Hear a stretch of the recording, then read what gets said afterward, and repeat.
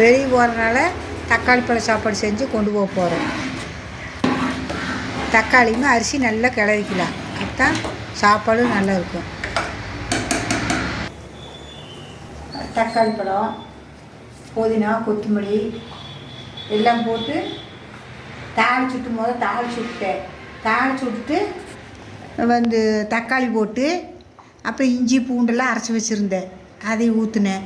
அப்புறம் நல்லா தக்காளி வணங்கிட்டுன்னு புதினா கொத்தமல்லி தண்ணி ஊற்றி மறுபடியும் அரிசி அரைச்சி வச்சு இப்போ கொதிக்குது.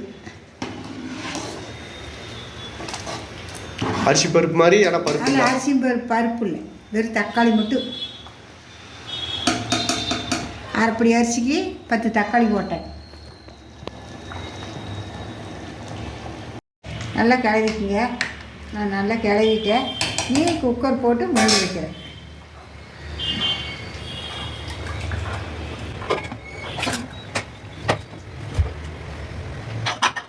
விசில் வரட்டும், 2 விசில் வரட்டும்.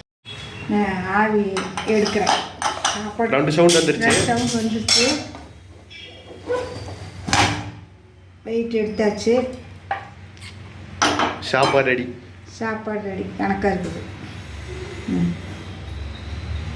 இப்போ நீ பார்சல் பண்ணி கொண்டு போக வேண்டியதான். ஆமாம், ஒரு கிளப்பணும்.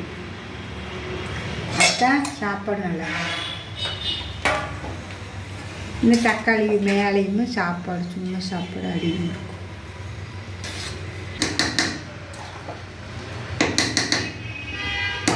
அவ்வளோதான். மறுபடியும் மூடி வச்சிடலாம். நீங்களுமே இப்படி வெளியே போகிறதுனா தக்காளி பழ சாப்பாடு செஞ்சு கொண்டு போயிட்டீங்கன்னா ஈஸியாக இருக்குது சாப்பிட்றதுக்கு.